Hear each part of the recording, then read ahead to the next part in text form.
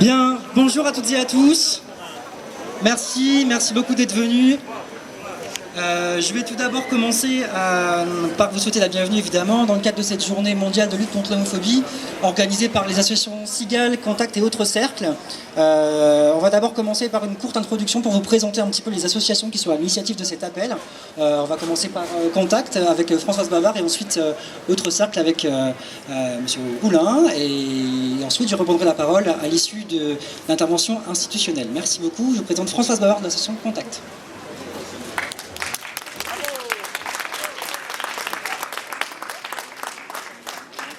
Bonjour, je suis donc la présidente de l'association Contact, qui est une association qui accueille des parents et des homos pour aider aussi bien les parents que les homos à accepter l'homosexualité de leur enfant ou de leurs proches. Je dirais que nous sommes une passerelle entre les deux mondes, entre guillemets. Je suis maman de deux garçons, donc l'un qui est homo et l'autre hétéro. Et je vais vous dire que je suis très contente d'avoir deux garçons différents. C'est quelque chose qui ne me pose aucun problème et que leur sexualité à la limite ne regarde qu'eux. Moi ce que je veux c'est le bonheur de nos enfants, c'est rien de plus simple que ça. Alors aujourd'hui nous sommes partenaires sur la lutte contre l'homophobie, puisque malheureusement ça existe encore beaucoup.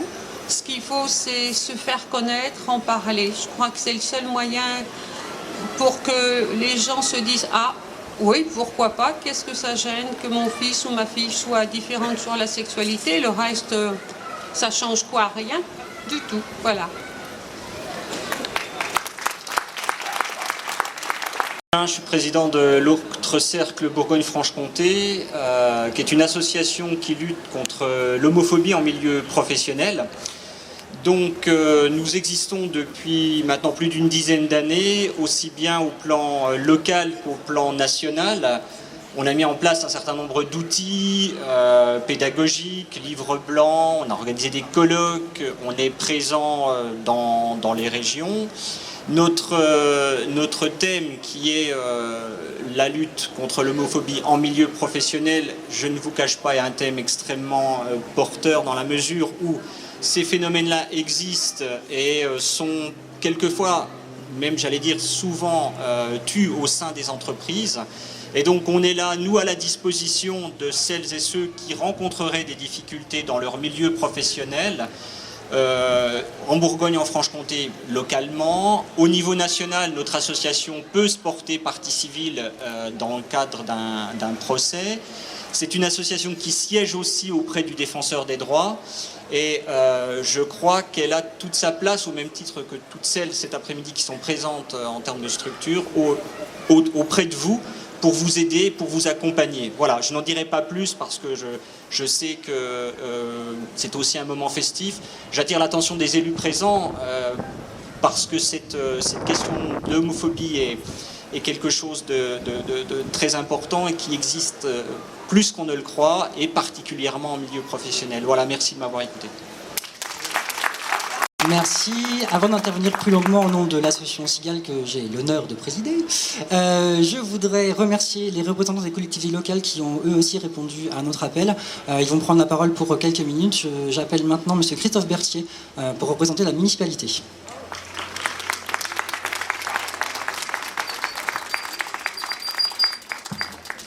Bonjour à toutes et à tous. Donc, j'ai l'immense honneur en cette journée du 17 mai de représenter le sénateur-maire François Rebsamen. Je remercie tout d'abord tous les élus présents de la majorité arc-en-ciel de la ville de Dijon. Merci à toi Christine, merci Nelly, merci François, merci Laurent Grand-Guillaume. Il me semble merci Catherine. Levez le doigt, hein, si j'en oublie, il ne faut pas hésiter parce qu'aujourd'hui c'est vraiment une journée exceptionnelle. Et Chantal Troubors, voilà, comme ça j'aurais donné son nom. Je remercie également, je crois qu'il y a des candidats aux législatives aussi. Je pense qu'ils seront attentifs au discours que nous allons faire aujourd'hui. C'est très important. Je vais commencer donc par mon discours. Donc aujourd'hui nous célébrons le 10e anniversaire de la journée mondiale de lutte contre l'homophobie, mais également contre la transphobie. Dernièrement, 10 candidats à l'élection présidentielle se sont prononcés sur l'égalité des droits des personnes LGBT, lesbiennes, gays, bi et trans. 6 d'entre eux, de l'extrême gauche jusqu'au centre, pour la France, ont fait des propositions en faveur des droits égaux entre couples homosexuels et hétérosexuels, notamment sur l'union entre 2 personnes appelées aujourd'hui mariage, l'adoption, la PMA, procréation médicalement assistée, et sur le statut de beaux-parents.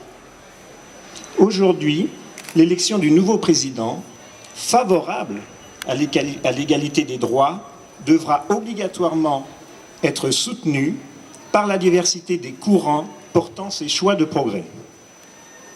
Rappelons-nous, il n'y a pas si longtemps, en 1998, au sein de l'Assemblée nationale, les débats houleux, pour ne pas dire injurieux et offensants, en direction de la population LGBT au sujet du projet de loi sur le PACS. À Dijon, l'adhésion pour l'égalité des droits de monsieur le sénateur-maire au sein de la majorité arc-en-ciel se traduit par des mesures concrètes, notamment, depuis 2005, par une cérémonie symbolique en salle des mariages pour les pacsés homosexuels et hétérosexuels. D'ailleurs, je crois que Sigal en avait émis le souhait à cette période. Depuis 2009, par la mise en place d'une commission extra-municipale de lutte contre toutes les formes de discrimination, à Macode, avec un partenariat auprès de la Ligue de l'enseignement 21. On peut rappeler l'adresse, 2 rue Claude Bernard. Aussi par la signature d'une charte de la diversité en faveur de son personnel. En 2011, par la mise en place d'un centre de ressources départementales, égalité-diversité, aux côtés également de la Ligue 21. Mais aussi avec le soutien du service Dijonville Santé à Dimaguet, en lien avec de nombreux partenaires associatifs et professionnels de santé pour le dépistage du VIH et des IST en milieu associatif. On peut rappeler l'adresse, c'est, Monsieur le Président, 17 rue de Lille.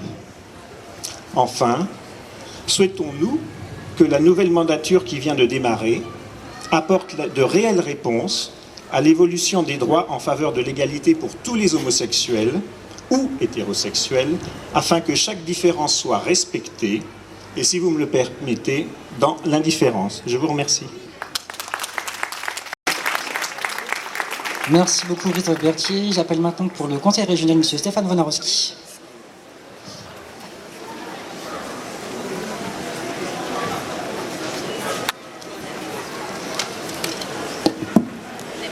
Bonjour à toutes et à tous. Nous sommes donc réunis pour cette journée mondiale de lutte contre l'homophobie et la transphobie à l'initiative de 3 associations, Contact, Sigal et l'autre cercle, que je tiens à remercier et à féliciter pour le travail accompli aujourd'hui, bien sûr, pour l'organisation de cette journée de portée internationale et dont je me félicite la présence ici à Dijon et en Bourgogne, que je tiens aussi à féliciter et à remercier pour le travail réalisé tout le reste de l'année sur bien d'autres questions et sur bien d'autres sujets tout aussi importants. Et j'ai déjà eu l'occasion de le dire, c'était en septembre dernier à l'association Sigal lors du lancement du dispositif Dimaguet. Je salue également l'ensemble des signataires à l'appel contre l'homophobie et la transphobie, associations, organisations syndicales et organisations politiques. Je vous salue également toutes et tous, militantes et militants, toutes et tous bénévoles au service de la lutte pour l'égalité des droits et contre les discriminations. Et permettez-moi de vous dire la fierté qui est la mienne de représenter aujourd'hui ici le Conseil régional de Bourgogne et son président, le sénateur François Patria. Quel message, quel est le sens de notre présence aujourd'hui? Continuer, poursuivre le combat des idées, et je pèse mes mots car à mon sens il s'agit bien d'un combat, commencé par d'autres il y a bien longtemps, combat contre l'intolérance, combat contre le rejet, combat contre la bêtise humaine, et le fait d'intervenir dans un discours officiel fait que je n'emploierai pas d'autres mots. Je sais pour être un militant politique depuis longtemps, un élu municipal et régional, que le militantisme et l'action publique ne sont pas toujours simples, il faut donner du temps, il faut ne pas compter sa peine et il faut travailler encore et toujours. et ce tout particulièrement en ce qui vous concerne. En effet, rien n'est jamais gagné, rien n'est jamais définitivement acquis, et c'est un euphémisme que de le dire. Il n'est pas si loin le temps où, Christophe le rappelait tout à l'heure, l'homosexualité était pénalement réprimée. Il aura fallu attendre l'été 1982, c'était il y a tout juste 30 ans, et une loi présentée par le garde des Sceaux, Robert Badinter, pour que cède cette situation. Ce n'est qu'au début des années 90 que l'homosexualité a enfin été retirée de la liste des maladies mentales par l'OMS. C'est ce que nous commémorons aujourd'hui. Ils sont encore trop nombreux, les pays qui interdisent les relations sexuelles entre personnes de même sexe, ou pire, qui les condamnent à la peine de mort. Elle n'est pas si vieille, elle est même toute récente, l'inutile et stérile polémique concernant la question du genre et la manière dont elle est traitée et présentée dans les manuels de SVT.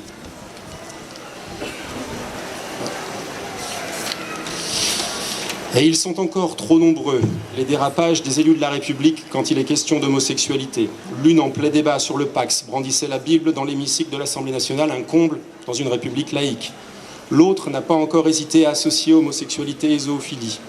Un autre encore n'a pas hésité à dériver du côté du créationnisme, appelant à la rescousse Adam et Ève en les présentant comme l'origine de l'espèce humaine. Et les exemples sont loin d'être les seuls. Et ils sont encore trop nombreux, on l'a redit tout à l'heure, aujourd'hui en France, celles et ceux qui souffrent au quotidien, chez eux, à leur travail, de remarques, d'ostracisme ou bien pire encore, à cause de leur sexualité. On pourrait sourire tant ces caricatures sont excessives, on pourrait mépriser ces remarques et ces comportements de rejet, on pourrait négliger ces nauséabondes polémiques dont on ne voit bien par qui et pourquoi elles sont alimentées. Mais ne pas réagir, laisser dire et laisser faire, c'est baisser la garde et laisser supposer que les acquis, les avancées obtenues de haute lutte peuvent à chaque instant être balayés par des positions rétrogrades et par la bêtise humaine. Ainsi fonctionnent certains humains pour qui les différences de tous ordres, couleurs, modes de vie, préférences sexuelles, sont source de peur, de haine et de violence. Ainsi fonctionnent certains êtres humains pour qui il est plus facile d'avoir peur de l'autre parce qu'il est différent, même un tout petit peu différent, plutôt que de vivre ensemble en acceptant ces différences. Les choses évoluent, les choses s'améliorent évidemment, mais pour un pas en avant, combien de pas de côté ou de pas en arrière? C'est vrai pour les luttes qui sont les vôtres, comme pour bien d'autres. Mais je suis et je veux résolument rester optimiste. Je crois en la perfectibilité du genre humain. Je crois, bien sûr, que de nouveaux horizons vont s'ouvrir, que de nouvelles lois seront votées et que de nouveaux droits viendront. De nombreux élus de l'agglomération dijonnaise, ils ont été salués tout à l'heure, et de partout d'ailleurs en France, se sont engagés aux côtés du candidat devenu depuis président en faveur du désormais article 31. Kéra, Nelly, Laurent, José et Christiane, que les autres me pardonnent si j'en ai oublié, se sont engagés, ils l'ont fait, je l'ai fait aussi avec fierté et optimiste. Je suis sûr que ces engagements sur le mariage, l'adoption, seront bientôt une réalité inscrite dans une loi de la République, comme le fut au début du premier septennat de François Mitterrand, la loi qui dépénalisa l'homosexualité en France que j'évoquais il y a quelques instants. À cette occasion, dans un discours prononcé à l'Assemblée nationale lors des débats de cette loi, Robert Badinter déclarait « L'Assemblée sait quel type de société, toujours marquée par l'arbitraire, l'intolérance, le fanatisme ou le racisme, a constamment pratiqué la chasse à l'homosexualité. Cette discrimination et cette répression sont incompatibles avec les principes d'un grand pays de liberté comme le nôtre. Il n'est que temps de prendre conscience de tout ce que la France doit aux homosexuels, comme à tous ses autres citoyens dans tous les domaines. La discrimination, la flétrissure qu'implique à leur égard l'existence d'une infraction particulière d'homosexualité les atteint, nous atteint tous à travers une loi qui exprime l'idéologie, la pesanteur d'une époque odieuse de notre histoire. Le moment est venu pour l'Assemblée d'en finir avec ces discriminations, comme avec toutes les autres qui subsistent encore dans notre société, car elles sont indignes de la France. Reconnaissons qu'à bien des égards, ces mots résonnent tout particulièrement aujourd'hui et sont encore plus que d'actualité. Je suis sûr que d'autres lois viendront. Je sais et je n'oublie pas que ces avancées n'ont été possibles et ne seront possibles que grâce à la mobilisation, à la vigilance d'associations, de collectifs comme le vôtre. Alors de tout cela, soyez toutes et tous remerciés et continuez à militer pour que la devise de la République, notre devise, liberté, égalité, fraternité, soit valable partout, toujours, pour toutes et tous. Merci. Merci beaucoup. Alors, avant de débuter mon propos, j'aimerais adresser un merci particulier à l'ensemble des organisations, des associations, des organisations syndicales, des organisations politiques qui ont bien voulu être présents aujourd'hui ce soir et signer notre appel. C'était important pour nous et leur nombre important nous prouve deux choses. D'une part, que le mouvement LGBT fait partie intégrante du mouvement social. On l'a vu, les associations, les organisations syndicales et politiques, dans les grands moments, savent se retrouver. On l'a vu ici dans l'histoire locale, je pense à 2002, lors du second tour Chirac-Le Pen, plus récemment, lors de batailles pour la liberté individuelle contre les fichiers Edwige et toutes leurs variantes. On a su se rassembler et se battre ensemble. Je vous en remercie. Cela montre ensuite que la lutte contre l'homophobie, la transphobie, ce n'est pas l'affaire que des personnes LGBT. C'est l'affaire de toutes et tous, quelle que soit notre orientation sexuelle.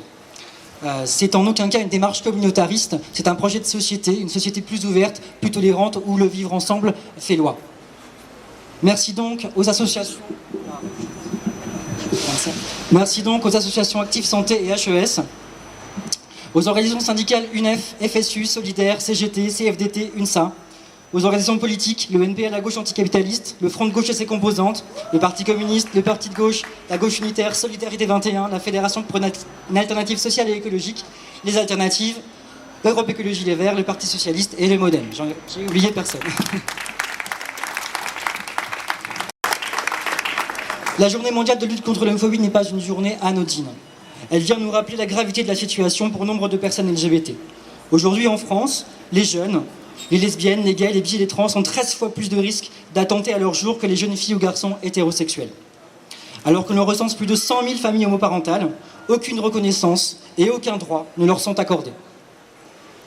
Les couples du même sexe restent exclus du droit au mariage et à l'adoption.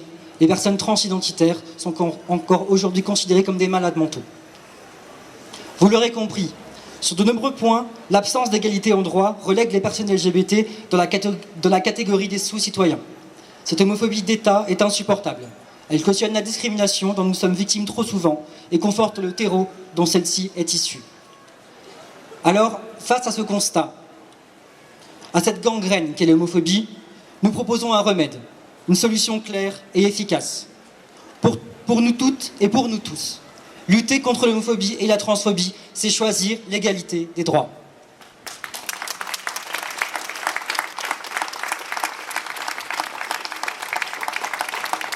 Le droit au mariage, par l'ouverture du mariage aux couples de même sexe. Il ne doit en exister qu'un seul, le mariage républicain, et il doit être ouvert à toutes et à tous.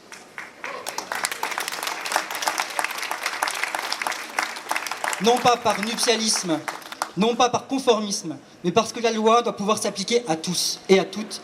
Nous devons avoir le choix entre se marier et ne pas se marier.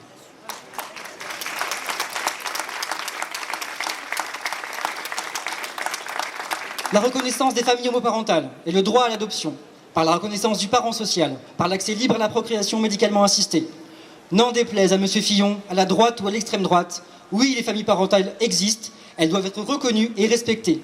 Car non, cela ne représente aucun danger pour les enfants. Il est plus que temps d'en finir avec cet amalgame honteux entre l'homosexualité et la pédophilie.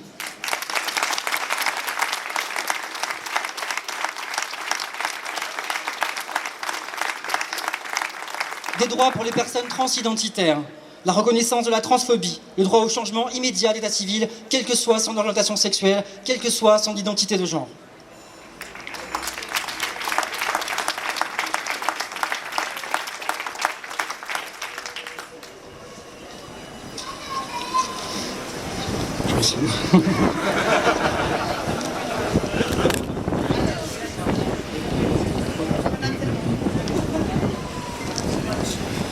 Enfin, des personnes pour les LGBT à l'étranger, la reconnaissance du couple binationaux, la reconnaissance de l'homophobie et de la transphobie dans le cas de demande d'asile. C'est extrêmement important. Beaucoup de nos concitoyens LGBT à travers le monde souffrent de cette discrimination, c'est insupportable.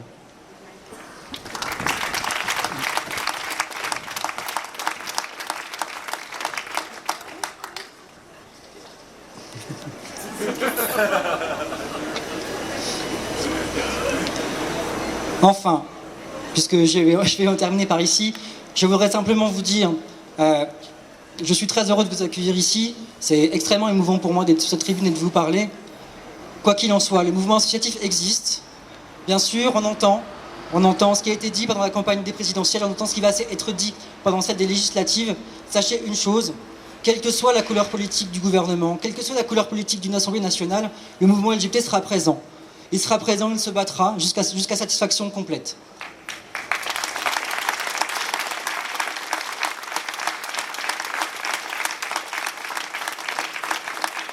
Nous sommes nés avant les échéances électorales, nous survivrons aux échéances électorales.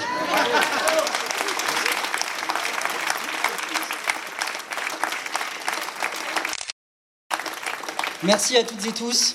Je rappellerai simplement que SIGAL, le Centre LGBT Dijon-Bourgogne, est une association ouverte à toutes et à tous. Chacun peut y trouver ce dont il a envie, de la convivialité, de l'humain, de l'accueil, de l'écoute, du militantisme, de la lutte contre la discrimination, de la santé, de la prévention. C'est à ça que sert SIGAL et je suis fier aujourd'hui de la représenter. Merci à toutes et tous, à très bientôt.